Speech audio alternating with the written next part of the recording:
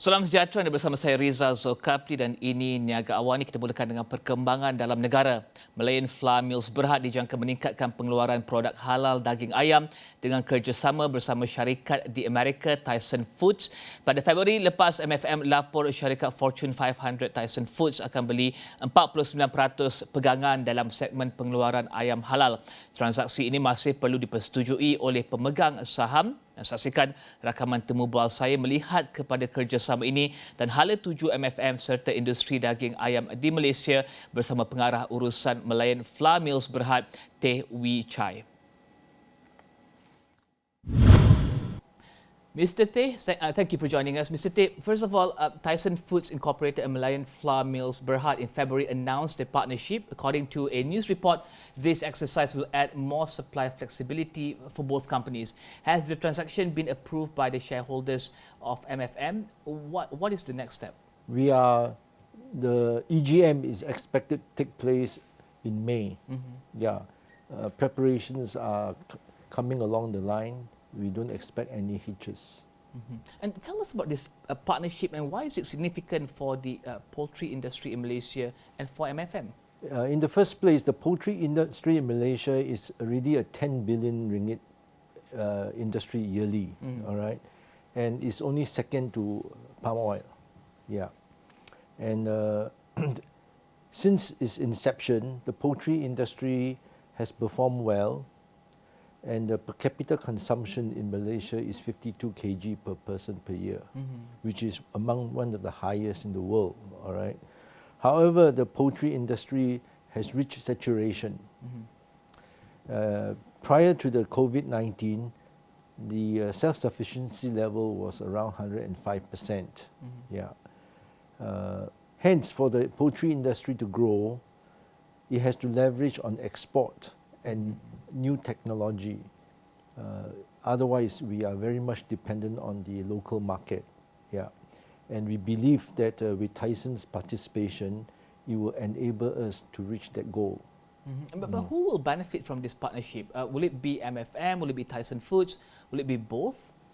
It's going to be a win-win proposition for both parties. Tyson Foods is a Fortune 500 company, and they see growth potential in Southeast Asia and China because the per capita income, example Malaysia, Malaysia has reached $10,000 per person per year, and Singapore 60,000. So they see the move towards protein consumption. Towards this end, Tyson Food will be have set their sights to grow in Southeast Asia, where the growth will take place over the next 10 years. So we are one of the companies they have chosen, and with them, I think we will be able to transform the poultry industry in Malaysia and take it to the next level. But tell us about this 500 million ringgit new plant. How will that support your export business? The 500 million ringgit new plant consists of two components. In the first place, we have completed the new primary processing plant, which we started commercial production early last year. That itself is around 300 million ringgit. With Tyson, we will be designing and building the new further processing plant.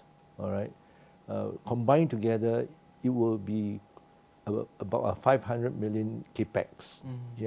With this new plant, we will be looking at exploring export to Middle East, Singapore, and certainly Malaysia and other ASEAN countries, with the culinary science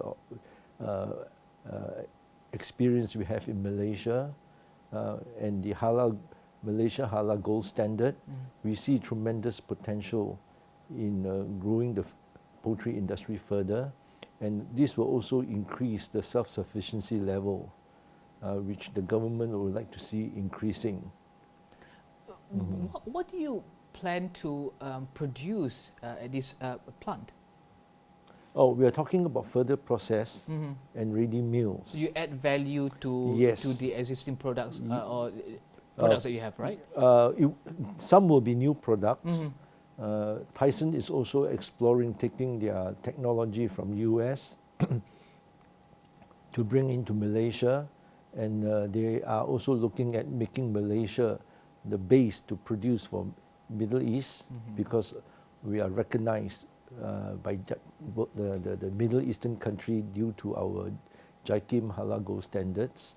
So this is one area Tyson wants to do more, and also to enter the Singapore market, the ASEAN market. Certainly there will be a lot more further processed and ready meals in the Malaysian market. What other strategic plans do you have?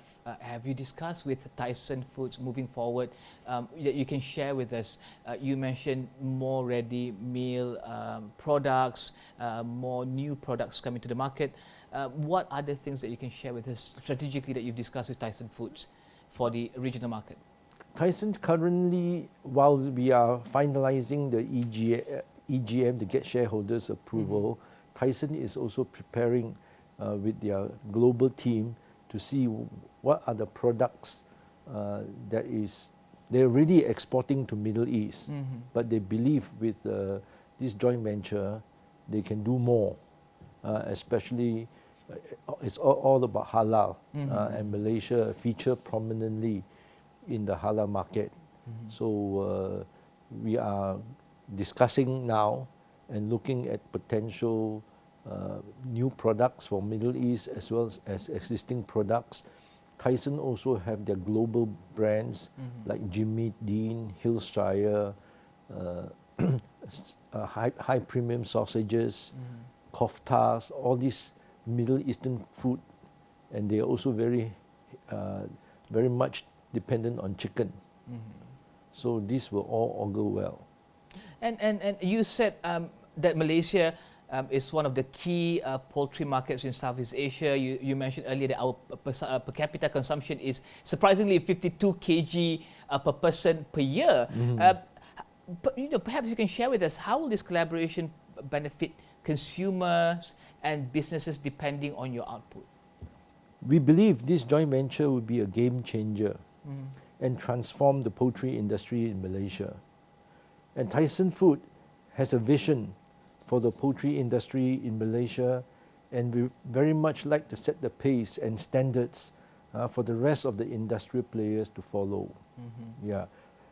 For example, as part of the vendor, I have an example here, a vendor management program. Instead of us doing all the farming ourselves, working with Tyson, we will be building a model farm, poultry broiler farm, state of the art, where you will deploy the microclimate control, IoT, the Internet of Science, with Industrial 4.0 software.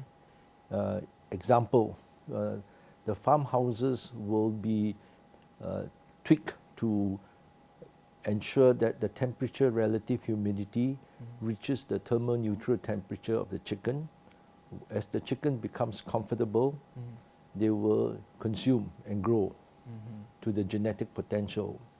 So they will have feed nutrient optimization with respect to the growth rate, in order for us to predict when the chicken will reach the desired body weight. For example, one of the desired body weight is 1.9 kg for QSR, quick service restaurant, modern trade, the 9-piece cut, tray pack. The other one is more about 2.5 kg for deboning. This is for further process. And Tyson already has got the McFood, 100% owned by Tyson in Malaysia. They will also be buying substantial of their deboning products from us, being a same parent company. And our further processing plant will be big on using a lot of deboned products. So that's where we can grow.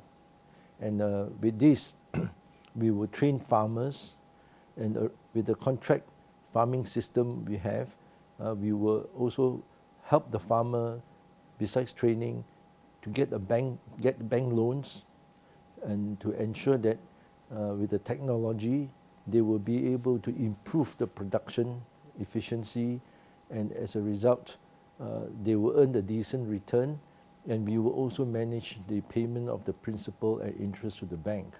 So by so doing, the bank is happy, the farmer is happy. We can reach the self-sufficiency level that the government desired. But when will we see this fruits of this partnership, and how much will the partnerships, will the partnership contribute to your numbers? Well, we target 280,000 birds per day. Mm-hmm. And we believe by 2023, this new further processing plant will start production. And between now and then, we should be able to reach the capacity utilization, especially with the vaccination coming along and the Malaysian economy recovers. So we see potential for us to reach our target. Mm-hmm. And will this perhaps help to strengthen our position as a global food hub? I see the possibility to be very good. Yeah. Yeah, especially if we can, especially if working with Tyson and their global network and their technology, we should be able to reach a lot of markets, which today we are very much by ourselves. At best, export some live birds to Singapore, which is marginal. So it will really add value to your company, and also you foresee export increasing in the future. Yes, that's the direction that we want to grow, especially in the saturated market we have today. So your shareholders surely would be happy with that. MFM has taken that decision after making the evaluation, and Tyson is very keen to work with us.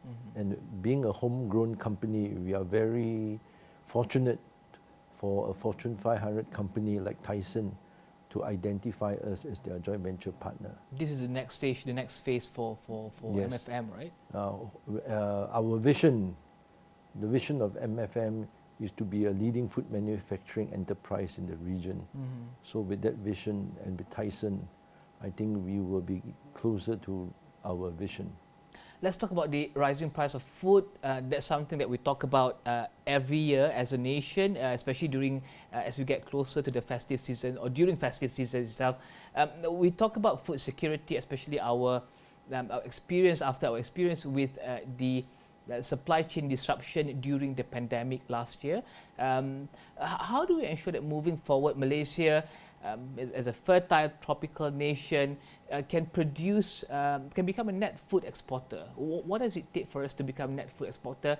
I think MFM is taking that partnership strategy with Tyson. But what about other companies? What about other producers? What else do they need? In the first place, we must understand during festive season like Raya or Chinese New Year or Christmas, the consumption trend tends to increase. All right, and it's a matter of supply and demand. If supply is constant, demand goes up, certainly price has to adjust in order for supply and demand to match. Yeah. So this is normal. All right, but with us exporting, the production capacity will be higher. Yeah, and as self-sufficiency level increase, production, supply and demand will readjust itself. Certain time of the year, certain countries, they will also have their festive season. Hence, we have to balance it with proper supply chain and proper planning forecast and production planning and scheduling. We should be able to mitigate all these challenges. Besides, Malaysian government should understand that by exporting, we will earn more money in order for us to continue to import, to ensure the supply side from food imported is met, and particularly Malaysian government should not worry very much about the price of corn, soya bean, soya meal, because we are buying them and transport them by Panamax. These are the global trade vessels that we use, and we are actually quite cost efficient compared to our neighboring countries in the procurement of this raw material. Speaking of neighboring countries, what can we do to become a successful net food exporter like Thailand? It's a combination of a few factors. In the first place, the Malaysian government has to align. We have to align the policy, and the Malaysian government has to align the strategy with the private sector. For instance, working with Tyson, what technology they bring, how they help to transform the food production process in Malaysia, to look at global market, to get the best practices, to improve in the efficiency of production, make the costs more competitive, and companies like us and other players in the poultry industry who can be incentivized to take the risk and find global companies like Tyson in order to collaborate and set the standard and transform the industry and become a game changer. All the best, Mr. Teh. Thank you for joining us. It's a pleasure talking to you, sir. Thank you. Thank you.